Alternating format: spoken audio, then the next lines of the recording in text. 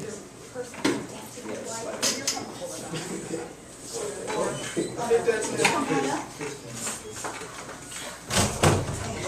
Here, and I've got a water for you.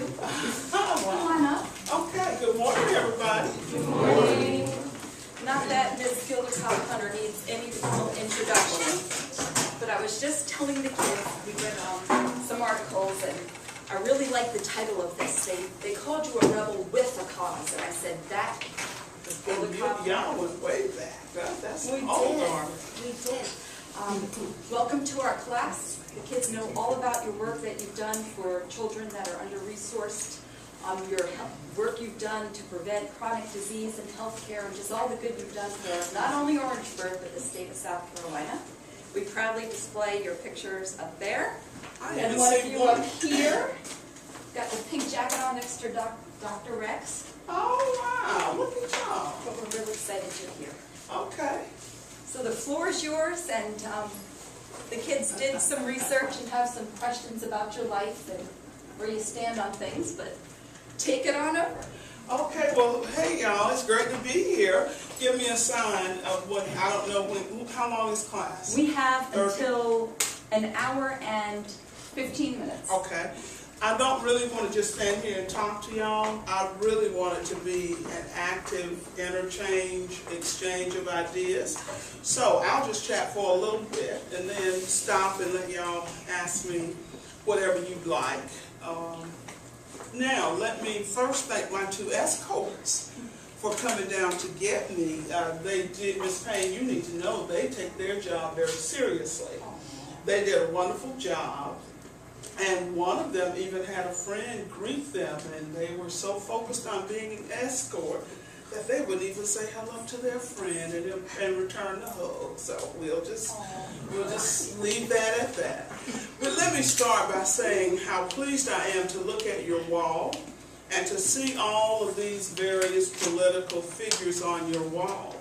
Let me also say how refreshing it is that in all of these photos, I even see one or two Democrats.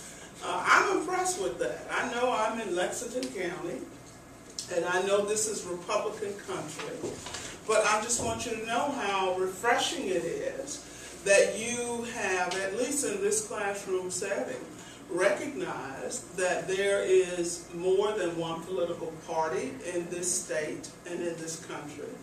And I'm impressed by that. So I want to start, so clap, give yourselves a hand for being I just want to start chatting with you a little bit about two things, who I am and what I do on one level in my real job, and then the whole notion of politics and you're getting involved. And I know some of you are already starting out looking as if you're bored to tears. And you know, I'm sorry about that. It was Ms. Payne's idea for me to be in here. So if you're just bored to tears, oh, woe is you. Life ain't fair, okay? But what I'm trying to do is make it at least halfway interesting for you by at least having y'all become a part of the discussion. So now, what would y'all like to talk about? Why don't we start like that? Tell me what is on your mind. Ask me anything you'd like, and I'd be happy to respond to it. And, you know, I want to engage y'all in some conversation. And let me tell you why. Because you are the leaders that will be taking leadership roles in less time than you think. This is a freshman class. Are all y'all freshmen? 9 through 12. 9 through 12? And they'll go around and introduce themselves. And Okay, can we start with that? May we start by y'all introducing yourselves? Whatever way, Ms. Payne, you want to start them out works for me. Well, who was going to go? My name is Evan. Okay. Okay. We've read your called The Real Speaker. What dream did you have as a high school student that you might one day be in the powerful position you are today? Well, Evan, thank you for that question, and let me say that I am not the real speaker. You've had the real speaker come, and his name is Bobby Harrell. But what I am is somebody who's been there for a minute. So I have, as a result of having been there 20 years, I've developed relationships with people on both sides of the aisle.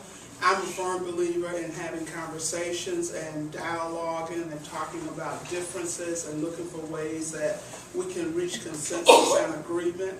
And I am also a person who does my homework, who knows what I'm talking about before I speak. So I have, in the years I've been there, commanded and earned a great deal of respect, I would say, from people on both sides of the aisle. So there is a tendency for some people, regardless of titles, there are some people who want to know what I think about an issue, and that's where the real speaker deal comes from. When I was in high school, I never had any intention of getting involved in elected office. I never wanted to run for anything. But I have always been a person who was interested in current affairs and current events. I grew up in a small town in South Florida called Gifford. It's in Indian River County near Vero Beach. And at the time I grew up, we didn't have the internet, we didn't have all the stuff y'all have now. We did the old-fashioned stuff. As far as going outside to play, I know that's a foreign concept for y'all. But I spent time outside. But every weekday without fail, I would come in at 6:30 and watch the evening news. And we had a TV station out of Palm Beach, WPTV, NBC. And at 6:30, Chet Huntley and David Brinkley.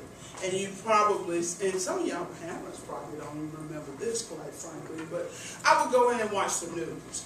And so I have always, even as a child, I read a lot, and I would encourage those of you who don't read to read, because books will take you places that you may not be able to go otherwise. Reading is a very good habit to get into. Reading exposes you to different people, to different ideas, and trust me, you need to be exposed to different people and different ideas. So, long story short, I know this is a way roundabout way to answer your question. I never intended to run for public office, but I've always been interested in public events, current affairs, and that kind of thing. And when we moved to South Carolina, I got involved in local Democratic Party politics because I am a Democrat, not a Democrat of convenience, but I'm a Democrat because I believe that America is the greatest country in the world, and I believe that we ought to be about providing an opportunity for people. We have to be sure about responsibility and all of that. When the seat that I now hold became open, there were some folk who came to me and said, you know what, it's time for you to put your money where your mouth is. You have been working, trying to encourage women of color to get involved in politics. We think you ought to run. I talked it over with my husband, I prayed about it, I never thought I would win. Because here in South Carolina, in my opinion at that time, and still to some day, this is a very closed state, very closed-minded, not very embracing of outsiders. And because I came here from someplace, I didn't think I'd win, but lo and behold, I did. And the rest, they say, is history. Real long answer. The rest of y'all saying, oh, I'm not sure I'm going to ask her a question. If it's going to take her that long to respond, I might just not ask. But does that make sense? Okay.